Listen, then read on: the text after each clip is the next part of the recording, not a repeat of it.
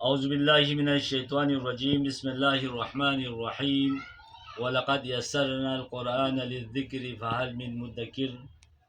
برادران ملت، السلام علیکم۔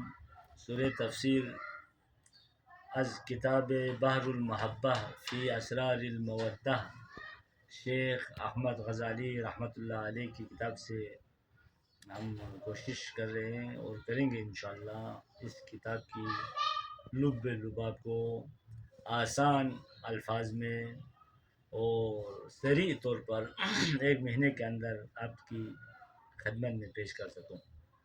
ہمارے بحث تفسیر میں قرآن کریم رسول مجید حضرت محمد مصطفیٰ صلی اللہ علیہ وآلہ وسلم پر نازل ہوئے، اور قرآن خود فرماتے ہیں کریم رب کریم کی طرف سے کہ قرآن ایک ایسی کتاب ہے وَلَقَدْ يَسَّرْنَا الْقُرْآنَ، ہم نے قرآن کو آسان کیا، عسر کے مقابل میں یسر، ایسر کے مقابل میں ایمن۔ فَهَلْ مِن مُدَّكِرٍ، اے متذکر، مدکر یہ قواعد صرف کی وجہ سے مدکر ہوا ہے، عزم متذکر مدکر، کوئی ہے اس میں تدبر کرنے والا۔ تو اس قرآن مجید چونکہ عربی زبان میں نازل ہوا، عربی لحن میں نازل ہوا، عربی لہجے میں نازل ہوا اور رسول کریم کی قلب مبارک پر نازل ہوئے، تو قرآن کو سمجھنے کے لیے زبان مبارک رسول مرکزی کردار رہا۔ اس لیے حدیث کو کہتے ہیں عدل قرآن، یعنی قرآن کی برابر، عدل منا برابر۔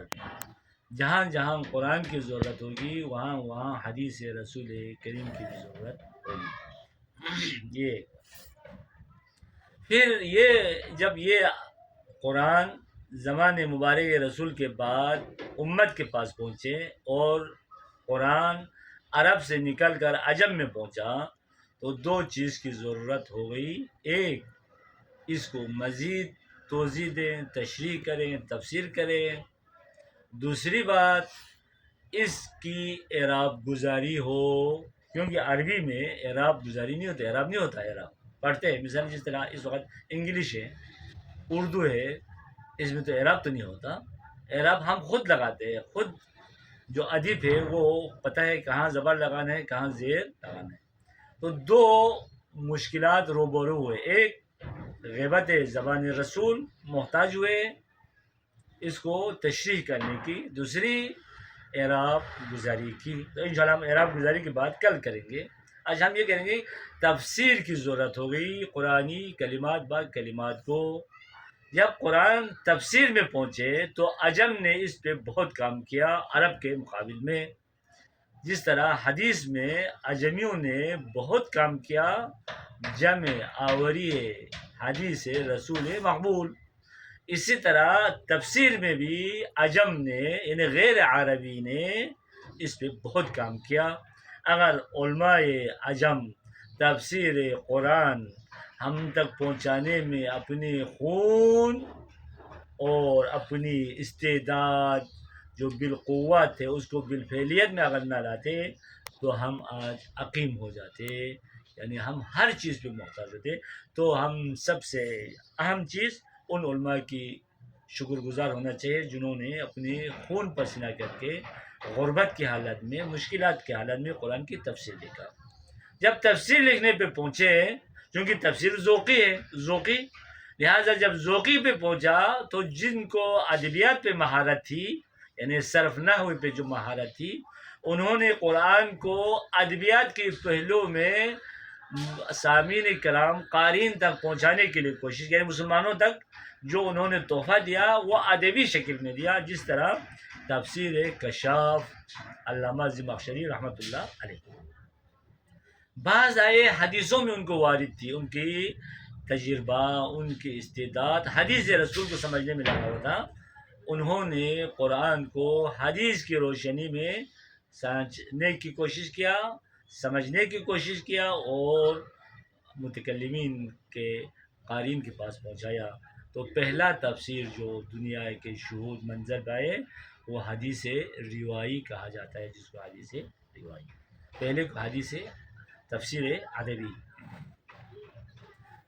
کچھ علماء جو سیر و سلوک سے متصل تھے، طریقت حقیقت سے متصل تھے، سلسلے میں تھے، یا اس میں اس کو ذوق تھا، اس میں ان کو مہارت تھی، انہوں نے قرآن کو طریقت اور عرفانی نگاہ سے دیکھنے کی کوشش کیا، اسی زاویے سے دیکھا جس میں اس کو مہارت تھی۔ تو ان میں تفسیر عبداللہ انصاری بہت ہے، اور صدر المتعلقین محمد شیرازی کی تفسیر ہے، اور ہمارے پاس جو تفسیر ہے اس وقت بحر المحبہ فی اسرار المودہ، احمد غزالی، چونکہ اس کی جو شغف تھے، اس کی جو شوق تھے، وہ عشق و عاشقی پہ تھے، عشق حقیقی، ہاں عشق باطنی نہیں، اسی لیے بحر محبت آیا اور اسرار المودہ لکھا۔